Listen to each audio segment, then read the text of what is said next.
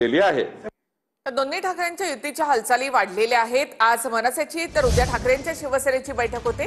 दसरा मेळाव्यामध्ये मात्र राज ठाकरे हे ठाकरेंच्या शिवसेनेच्या व्यासपीठावर येणार नाहीत असं कळतं। ठाकरेंची शिवसेना आणि मनसेमध्ये युतीच्या हालचाली वाढल्या आहेत। काल उद्धव ठाकरे राज ठाकरे यांना शिवतीर्थवर जाऊन भेटले। त्यानंतर आज राज ठाकरे यांनी मनसे पदाधिकाऱ्यांची बैठक घेतली। उद्या ठाकरेंच्या शिवसेनेनेही पदाधिकाऱ्यांची बैठक बोलावली। शिवतीर्थवर राज ठाकरे आणि उद्धव ठाकरेंची राजकीय चर्चा झाली। दोन्ही भावांनी एकत्र यावं असं मत उद्धव ठाकरेंनी मांडलं, अशी माहिती बाळा नांदगावकर यांनी दिली। एकंदरीत उद्धव साहेबांची जर तुम्ही भूमिका पाहिली तर त्यांची भूमिका अशी दिसते की आम्ही दोघा भावांनी एकत्र यायला पाहिजे। मग त्यासाठी ते कुठल्याही गोष्टीला ते तयार आहेत। उद्धव ठाकरे आणि राज ठाकरे दसरा मेळाव्यात एकत्र येणार अशी चर्चा होती, पण यात तथ्य नसल्याचं नांदगावकरांनी सांगितलंय। मला असं वाटतं की बघा, त्यांचा एक पक्ष आहे आणि त्यांच्या पक्षामध्ये शिवसेना या पक्षाची परंपरा बाळासाहेबांपासून चालत आलेली आहे की दसरा मेळाव्याला त्यांचा मेळावा होतो। आणि तुम्हाला माहिती आहे की आमचा पक्ष झाल्यापासून आम्ही सुद्धा गुढीपाडव्याला मेळावा घेतो। त्यामुळे मला वाटत नाही की कोण कोणाच्या स्टेजवर जाईल आणि त्याप्रमाणे कोण कोणाची विचारसरणी त्या ठिकाणी मांडेल। जो तो आपापल्या स्टेजवरती आपली विचारसरणी मांडत असतो। त्यामुळे मला असं वाटत नाही काही घडलं असेल। दोन्ही ठाकरेंची युती झाल्यास महाविकास आघाडीचं काय असा पेच आहे।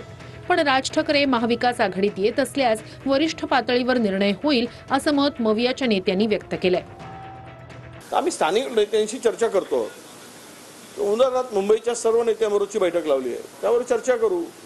आम्ही हायकमांडला नक्की विचारू की अशा समीकरणामध्ये ते जर येत असतील तर आमची भूमिका काय असावी, हे ठरवण्याचा अधिकार तर आम्हाला नाही आहे। हे जर तर आता कशाला बोलू, पहिलं ते जाहीर तर होऊन द्या।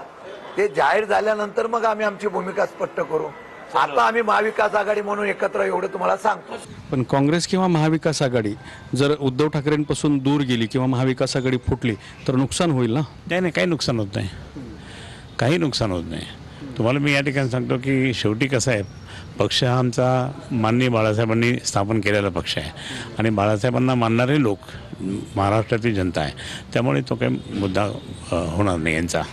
काँग्रेसच्या उडेट्टीवारांनी नाना पटोलेंनी आणि त्यांचे अध्यक्ष हर्षवर्धन सपकाळांनी यातून बोध घ्यावा। तुमचेच हे सर्व जे परिवार आहे, या परिवारात तुम्हीच फुटताय, ते उत्तर देतील आता काँग्रेस पार्टी किंवा ते शरद पवार साहेब बोलतील चंद्रकांत खैरेवर। कोणी कोणाबरोबर युती करावी, कोणी कोणाबरोबर जावं, हे शेवटी त्या पक्षाचा विषय। आता त्यांना वाटतं की शिवसेना उभाटा आणि मनसेना एकत्र यावी आणि काँग्रेसच्या ढोंगणावर लाथ मारावी, तो त्यांचा प्रश्न आहे।